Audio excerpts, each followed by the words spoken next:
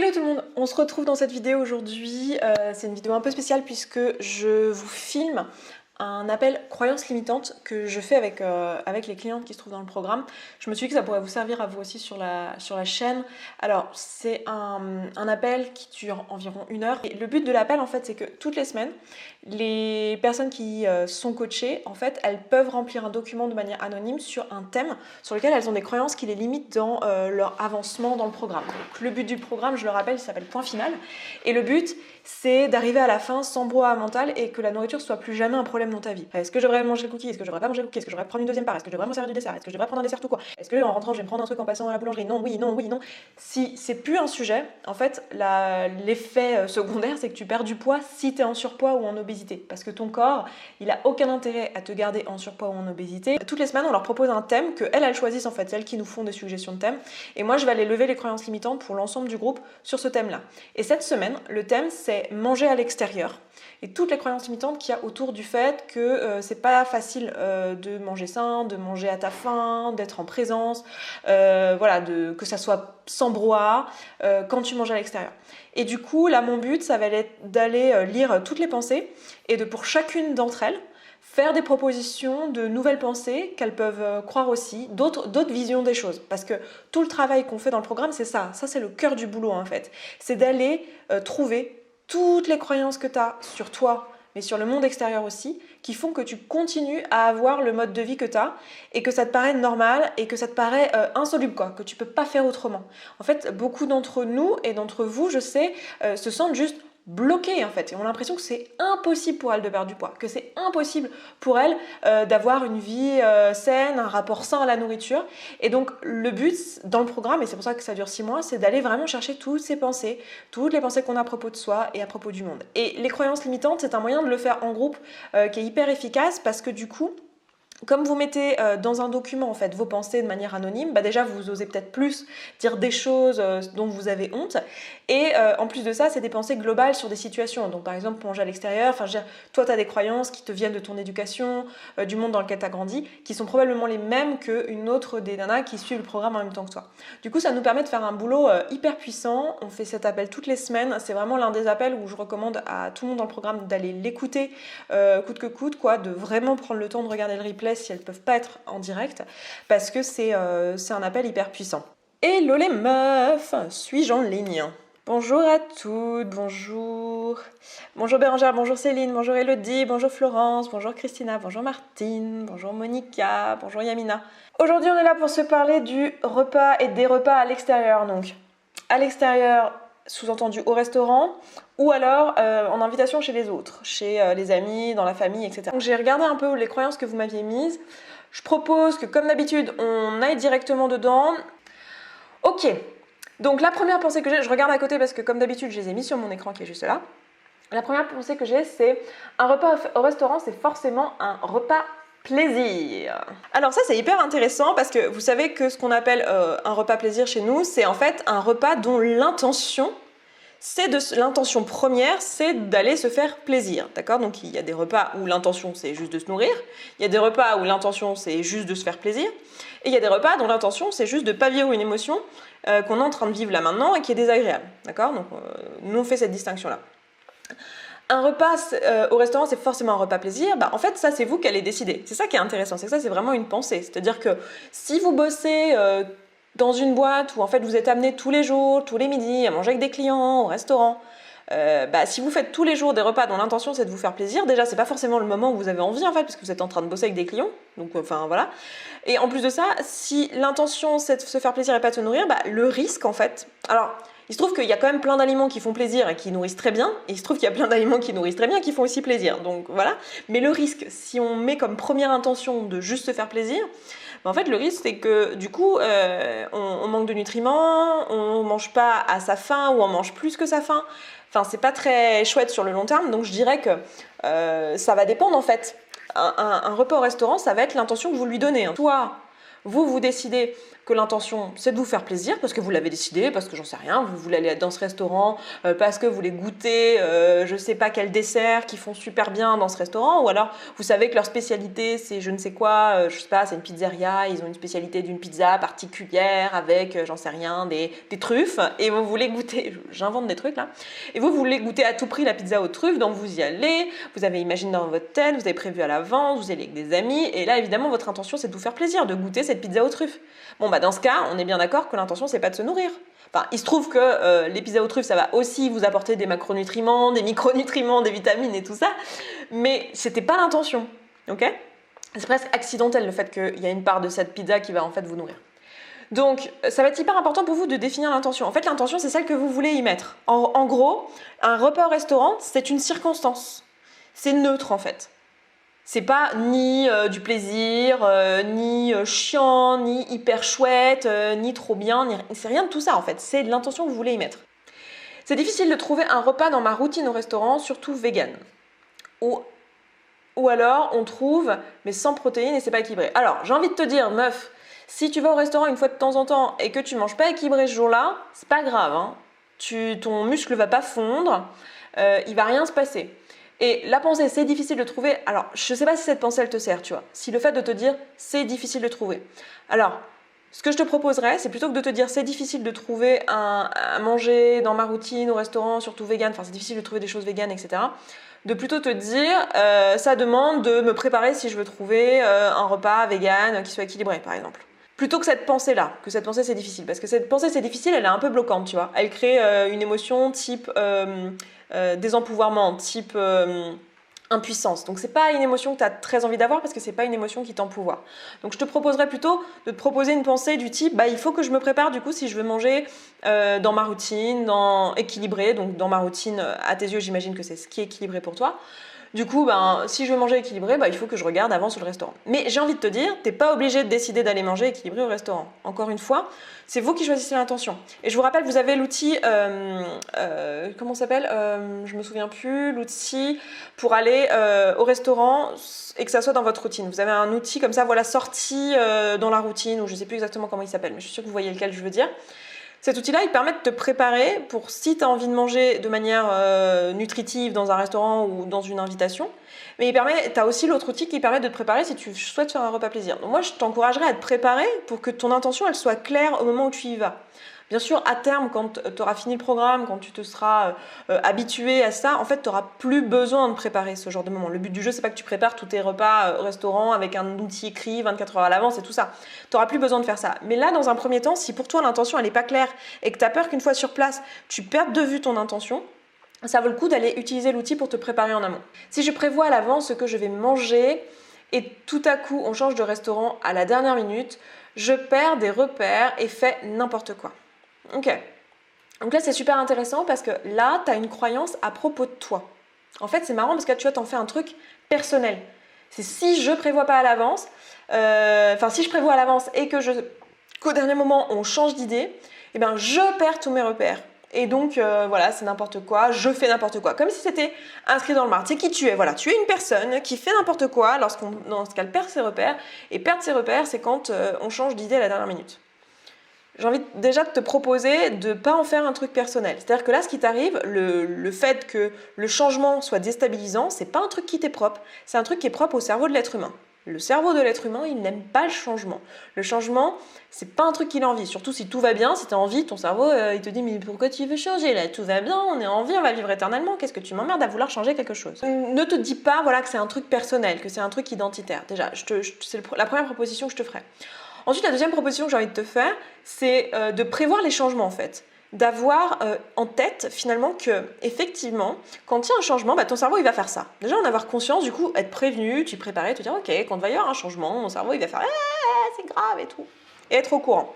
Et te dire ok, dans ces cas-là, qu'est-ce que je fais? Et te proposer une alternative en fait, dans ces cas-là.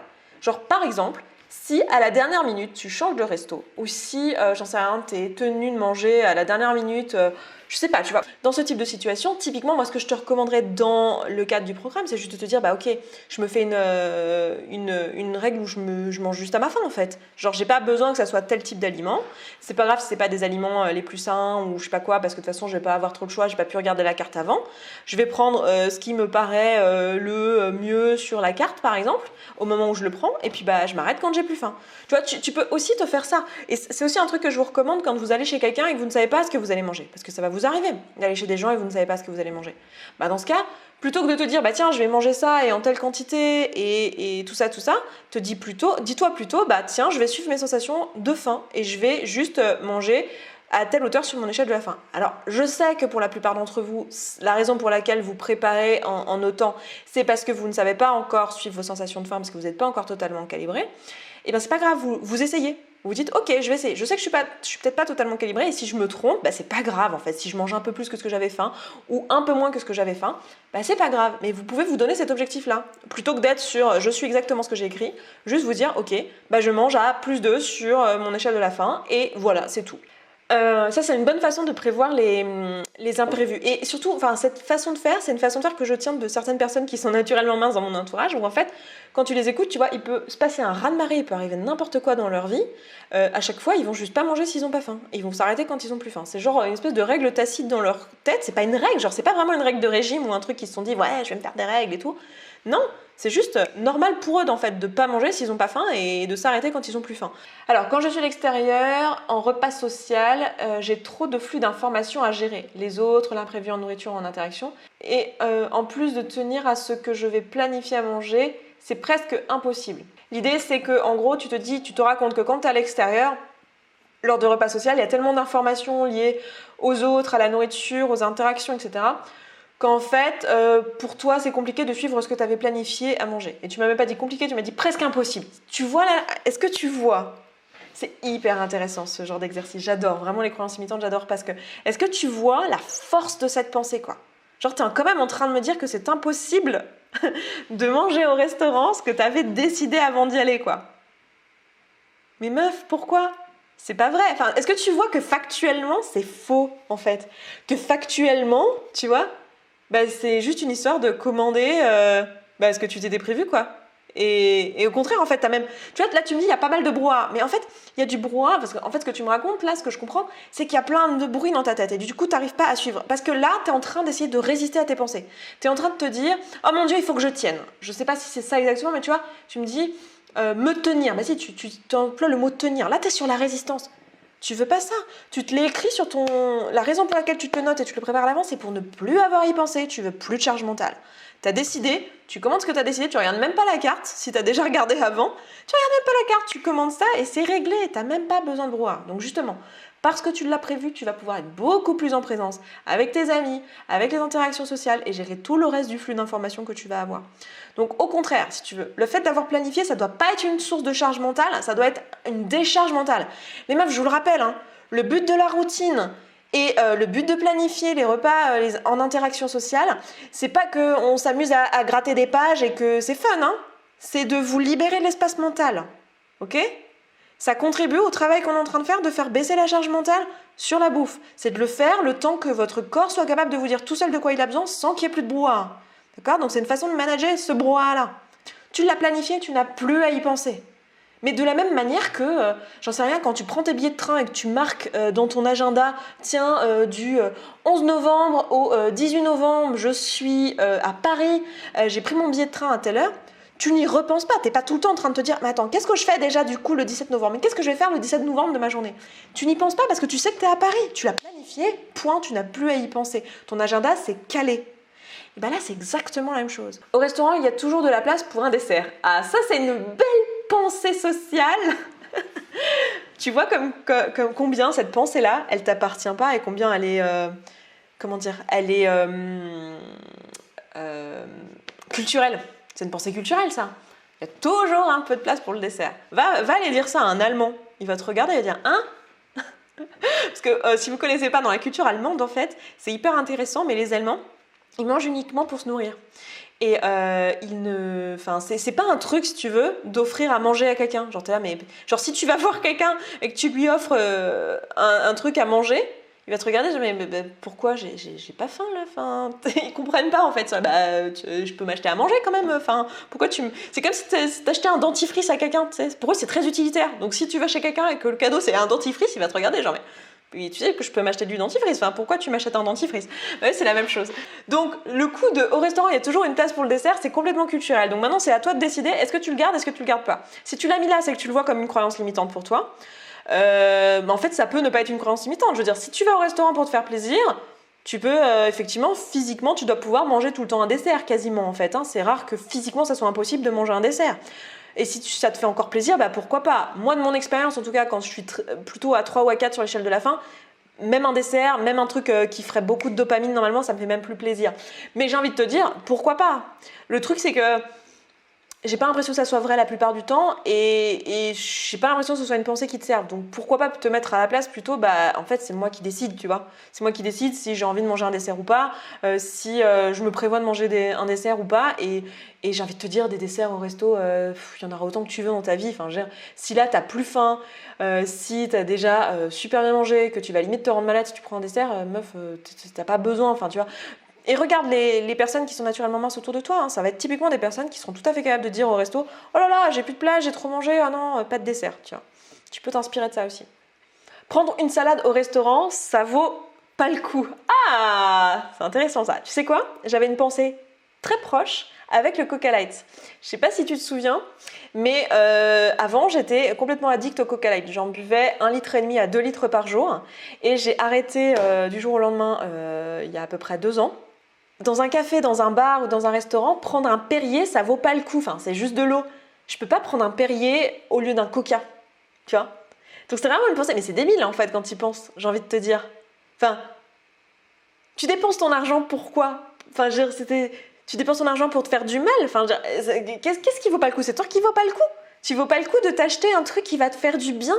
Tu vois? Et est-ce que c'est un acte d'amour pour toi, vis-à-vis de toi, que de choisir quelque chose parce que ça vaut pas le coup, financièrement, ou j'en sais rien, ou je sais pas ce que tu te racontes, mais moi je me racontais que c'était financièrement et tout, et pour le... Enfin je me disais voilà, 5 euros, ou 4 euros, ça dépend si t'es à Paris ou pas, mais 3,50 à 4 euros le Perrier, je me disais franchement, c'est juste de l'eau, ça vaut pas le coup, vaut mieux un Coca quoi. Mais c'est quoi, c'est quoi cette pensée en fait? Qu'est-ce qui vaut pas le coup? Que je me fasse du bien en fait et que je donne à mon corps ce qui lui ferait le mieux. Enfin, tu vois, c'est hyper intéressant comme pensée. Donc là, c'est pareil pour ta salade. Écoute, le but du jeu, c'est de te nourrir et de te faire du bien, non? C'est toi qui vaut le coup en fait. Tu vaux la peine de manger un truc qui est bon pour toi. Et là, je déconne pas quand je dis ça. Vraiment les meufs.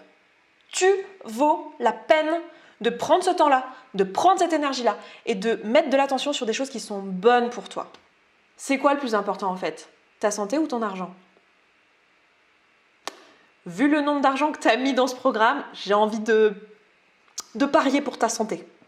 Et là encore une fois, je déconne pas quand je vous parle de ça, parce que c'est un vrai truc que vous avez, sur lequel il faut bosser, qui est une question d'amour de soi. Là, le but, c'est de vous faire passer en premier en fait.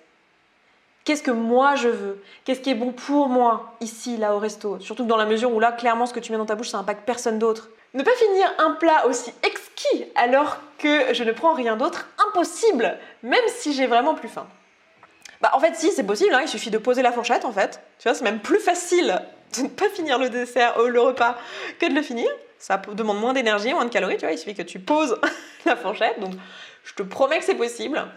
Maintenant, il se peut que tu n'aies pas envie, en fait. Encore une fois, c'est la même chose. Ne pas finir un repas aussi exquis alors que je prends rien d'autre. Alors déjà, ouais, fais gaffe, parce que là, tu te mets dans l'impuissance. Quand tu te dis c'est impossible, tu te mets dans l'impuissance. Et là, tu te mets à la merci de ton propre cerveau. Alors, je sais pas ce qu'il y a derrière ces pensées-là, mais j'imagine que c'est un truc du genre c'est pas possible, c'est beaucoup trop bon, vu que tu t'emploies le mot exquis, donc c'est beaucoup trop bon, j'ai trop d'appel à la dopamine, sous-entendu, j'ai trop de désir pour cet aliment, j'ai trop envie d'en manger plus. Bien sûr que tu as plus d'envie, plus de désir, etc. Mais ça, déjà, ça va se calmer avec la calibration de la dopamine. Donc, plus tu vas avancer. Donc, te dis pas que c'est un truc à toi qui t'appartient, qui est identitaire. Parce que plus tu vas avancer dans le programme, plus tes sensations de faim vont se réguler. Plus, en fait, ce sera tout à fait possible, et même pas surhumain, de dire non à un truc qui est bon alors que tu n'as plus faim. Donc, physiquement, ce sera encore plus facile qu'aujourd'hui. Mais en plus de ça, là, tu es quand même en train de donner de l'importance à ces pensées-là. Le plus important, c'est toi, en fait. Qu'est-ce que tu veux ? ici. Et peut-être que tu veux finir ce plat parce que tu le trouves bon et que tu prends encore du plaisir et que ton intention en venant c'était de te faire plaisir, donc tu t'arrêtes pas tant que t'as pas arrêté de te faire plaisir. Tant que ça continue à te faire plaisir. Ok, mais sois clair sur ton intention. Là tu manques de clarté sur ton intention. Si je mange en dehors de chez moi plus de 2 jours, j'ai forcément mal au ventre. Alors en fait c'est intéressant parce que c'est pas le fait de manger en dehors de chez toi, j'imagine que c'est ce que tu manges et la nature de ce que tu manges qui te fait pas du bien. Donc là, ça va vouloir dire que si pour toi c'est important de ne pas avoir mal au ventre, t'as plusieurs possibilités. Soit tu es ok avec le fait que tu as mal au ventre et tu te dis, bon bah voilà, j'en sais rien, moi je suis ok avec le fait que potentiellement le jour de Noël, le lendemain, je vais pas me sentir très bien, je vais avoir une petite gueule de bois parce que j'ai bu de l'alcool et que j'en bois jamais le reste de l'année.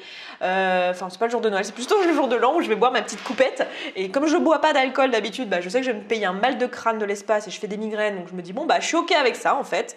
Je suis ok avec le fait que le lendemain, le 1er janvier, je vais avoir une migraine, ok, et je le fais quand même. Ou je suis pas ok avec ça et je le fais juste pas en fait. Je me dis, bon bah en fait, je peux faire un nouvel an sans boire une coupe de champagne. Bah toi, ça va être la même chose. Tu peux passer 2 jours en dehors de chez toi où tu te dis, bon bah en fait, je vais manger des trucs que je mange pas d'habitude qui vont du coup me faire pas forcément sentir très bien au niveau digestif. Et soit je suis ok avec cet inconfort et je me dis, bah c'est pas grave, ça vaut le coup, c'était bon, je passais du temps avec les gens, j'ai pas eu besoin de mettre de l'attention sur la nourriture et c'était cool. Et voilà, bon bah tant pis, j'ai mal au bide, c'est pas grave, je vais m'en remettre quoi, c'est pas grave, hein, 2 jours de douleur de ventre, voilà, ok, très bien. Ou alors, vous n'êtes pas d'accord du tout avec ce que je viens de dire et vous dites non, non, je suis pas ok avec 2 jours de douleur de ventre. Il est hors de question que j'ai mal au ventre, c'est pas m'aimer que d'avoir mal au ventre. J'ai pas envie que ça me fasse ça parce que c'est pas me respecter, c'est pas me faire du bien, c'est pas les objectifs que je me suis donnés, c'est plus ce que je souhaite faire. Et dans ce cas, bah, tu manges les trucs qui sont bons pour toi. Et s'il faut que tu amènes des trucs à manger, je veux dire, il y a des gens, enfin, les gens qui sont vraiment dans une impossibilité de manger autre chose que ce qu'ils ont prévu, par exemple, parce qu'ils sont, je sais pas, ils sont cœliaques, par exemple, donc intolérants au gluten, et ils sont obligés de faire attention, bah, ils arrivent avec leur Tupperware et ils en ont rien à foutre de ce que les autres peuvent dire, parce que eux, c'est ça où c'est la mort, enfin, la mort, je sais pas, mais c'est une métaphore quand je dis ça, enfin, c'est une expression, mais où c'est pour eux hyper difficile et galère, et du coup, ils le font pas. Donc, c'est pas impossible, tu vois, mais c'est juste. En fait, c'est toi qui dois choisir ce que tu as envie. Là, encore une fois, reprends ton pouvoir. Et ça, de manière générale, les meufs, et c'est vraiment le truc d'aujourd'hui dans ce croyance limitante-là, c'est vraiment de reprendre votre pouvoir, en fait. Hein. C'est de vous qu'il s'agit, c'est vous qui décidez quel est le rapport que vous voulez avoir à la nourriture, comment vous voulez voir les choses, c'est votre ressort. Si je suis invitée, impossible de refuser un plat, c'est manquer de respect à la personne qui a préparé le repas. Encore un impossible possible, ça. Alors, c'est impossible. Bah non, moi je fais ça tout le temps. Esther, est-ce que tu veux du gigot d'agneau? Non merci, je suis végétarienne, je ne mangerai pas de gigot d'agneau. Ah, mais c'est moi qui l'ai préparé, il faut absolument le goûter. Bah oui, mais je suis végétarienne, donc je ne mangerai pas de gigot d'agneau. Ah, mais c'est pas très poli. Bah tant pis, je serai pas poli, je suis désolée, je ne le fais pas contre toi. C'est vraiment que je suis végétarienne et que je ne mange pas de gigot d'agneau. Tu vois, ça marcherait très bien. Alors, il y a des gens qui se vexent. Là, je te propose plusieurs choses. En fait, ça, c'est une situation très connue. C'est normal, en fait. Tu vas voir un truc qui est très ancré dans notre culture, qui est que, contrairement aux Allemands, donner de la nourriture, c'est prendre soin, c'est faire un cadeau, c'est donner de l'amour. En gros, donner de la nourriture, c'est donner de l'amour. Donc moi, j'ai envie de te proposer de prendre l'amour, mais pas le gâteau. Donc ça va vouloir dire quoi? Ça va vouloir dire, en pratique, soit t'es dans une situation où socialement, en fait, tu t'en fiches de vexer la personne et t'as pas envie de prendre de l'énergie pour ça et voilà, et tu dis non merci, j'ai plus faim, voilà, parce que c'est le cas ou parce que je sais pas quelle est la raison, la vraie raison pour laquelle tu manges pas, mais c'est soit j'ai plus faim ou soit non je prends pas de dessert ou non j'ai assez mangé ou je sais pas quelle est ta raison, mais genre tu dis la vraie raison et t'es ok avec ça. Soit t'as envie de prendre soin de la personne en face de toi parce que tu sais que l'acte qu'elle est en train de faire en te proposant de manger quelque chose qu'elle a préparé, c'est un acte de soin, donc t'as envie de lui rendre ça. Et dans ce cas, ça va être à toi de te dire, ok, quel est le besoin de la personne qui est en face de moi? Le besoin de la personne qui est en face de moi, c'est jamais que je mange le gâteau ou le plat. Je veux dire, c'est pas elle qui va recevoir la dopamine, elle s'en fout, enfin, ça change rien dans son corps que tu manges ou pas le truc. Elle, ce qu'elle veut, c'est pas ça, c'est pas vraiment que tu manges le truc, ce qu'elle veut, c'est être une bonne hôte, se sentir incluse, se sentir valorisée par rapport à ce qu'elle t'a préparé, que tu lui dises que c'est bon. Enfin, j'en sais rien, mais c'est des besoins en fait, des besoins sociaux. Donc probablement dans la pyramide de Maslow, ça va être des besoins du type besoin d'appartenance, d'amour, donc d'appartenir à un groupe et de sociabiliser. Ou alors ça va être besoin de reconnaissance. Donc peut-être que tu reconnaisses son statut de bonne cuisinière ou son statut de, je sais pas, martiniquaise, si c'est une martiniquaise, si tu as fait un plat typique. En ayant conscience de ça, en ayant conscience qu'en fait la personne n'a pas vraiment besoin que tu manges le truc, mais elle a son besoin à elle, qu'elle essaye de remplir, c'est plutôt un besoin de sociabiliser ou un besoin de reconnaissance, bah, tu peux l'aider à remplir ce besoin. Tu peux prendre le temps de lui dire, bah écoute, là je suis désolée, je vais pas prendre de ton plat, mais c'est parce que j'ai vraiment plus faim, ça a l'air super bon. Est-ce que tu peux m'en mettre de côté? Est-ce que tu peux me mettre dans un tupperware? Je mangerai quand j'aurai faim la prochaine fois. Et tu lui expliques, tu lui dis merci, ça m'a fait plaisir, c'est trop bon, t'es une bonne cuisinière, merci pour l'intention, ça me touche. Enfin, tu vois, tu prends le temps en fait d'aller répondre à ce besoin-là. Mais rappelle-toi que ton rôle dans ta vie, c'est d'être responsable de tes émotions, pas des émotions des autres. Ton boulot, c'est de prendre soin de ce dont tu as besoin. Et à ce moment-là, à cet instant précis, tu as besoin de ne pas prendre ce plat, pour X raisons que tu as décidé. Tu as besoin de ne pas prendre ce plat. Donc, tu fais d'abord passer ce besoin en premier, et ensuite, si tu le souhaites, tu remplis le besoin de la personne qui est en face. Voilà. Sinon, tu es dans le sacrifice. Et de toute façon, être dans le sacrifice, si tu es dans le sacrifice et que tu le prends quand même pour lui faire plaisir, de toute façon, tu vas pas le faire de gaieté de cœur. Tu vas pas le faire en étant sympa, tu vas pas le faire en lui faisant plaisir en fait. Tu vas le faire en étant pleine de ressentiment. Donc de toute façon, c'est pas un truc que tu veux faire. Peut-être un reconfinement, les restos vont fermer, donc par peur du manque, j'imagine. On sent qu'elle est bien présente, parce qu'il y a 2 fois le mot manque. Je prends tout ce qui me donne envie sur la carte. Bah oui, c'est sûr, on va vivre dans un monde où tout sera jamais... J'adore le cerveau. J'adore le cerveau, parce que là, clairement, c'est sûr que si les restaurants ferment, c'est fini, t'auras plus jamais de nourriture de ta vie. Alors là, c'est la fin du monde, quoi. Je vais pas au resto si souvent que ça, il manquerait plus que j'y mange la même chose qu'à la maison. Quel est le but d'aller au resto alors? Bah dans ce cas n'y va pas meuf. Va pas au resto pour manger la même chose qu'à la maison, vas-y pour te faire plaisir. Mais c'est ce que je disais tout à l'heure, la plupart d'entre nous c'est notre intention quand on va au resto. C'est de manger différent de ce qu'on ferait à la maison et donc de se faire plaisir. Donc il n'y a aucun problème à ça. Enfin je peux ne pas être d'accord avec ça, tu vois, et te dire bah écoute non, moi je trouve un intérêt, celui de pas me faire à bouffer par exemple. Je vois un intérêt très bien, c'est de pas cuisiner parce que j'ai pas envie, parce que j'ai la flemme. Voilà.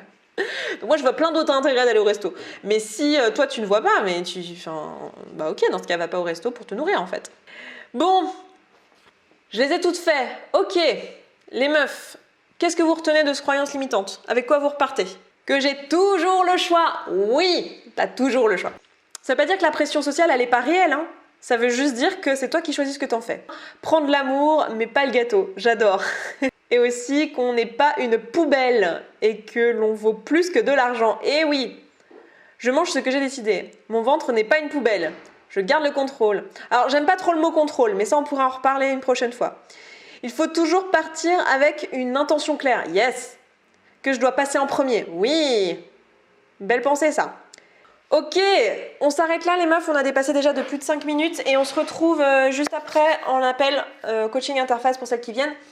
Bon, ça y est, j'ai terminé cet appel. J'espère que ça vous aura plu. Je pense que je vous aurai monté ça un petit peu, voilà, et coupé des parties et gardé que l'essentiel. Ce sera quand même, je pense, une assez longue vidéo. Et puis, bah écoutez, moi je vous laisse là. Si vous voulez en savoir plus sur notre programme, sur ce qu'on propose, sachez qu'au moment où je poste cette vidéo, les inscriptions pour la promotion de novembre ouvrent samedi. Et ouvre la dernière semaine du mois, donc en fait elles seront ouvertes probablement au moment où je poste ça en fait. Si vous voulez vous inscrire directement, vous pouvez, vous avez le lien en description. Et si vous n'êtes pas sûr que c'est pour vous, que vous voulez voir une coach avant pour un appel gratuit qui pourra voir avec vous, si c'est mieux pour vous, si ça s'adresse à vous, si en fait il vous faut plutôt une nutritionniste ou plutôt un psychologue ou ce genre de choses, n'hésitez pas non plus à prendre un rendez-vous. Normalement elle a un peu de place dans son agenda pour prendre quelques rendez-vous dans les jours qui viennent, donc allez regarder ça. Pareil, je vous aurai mis les liens en description. Et puis écoutez, moi je m'arrête là, je vous embrasse et je vous dis à très vite pour une prochaine vidéo. Ciao ciao.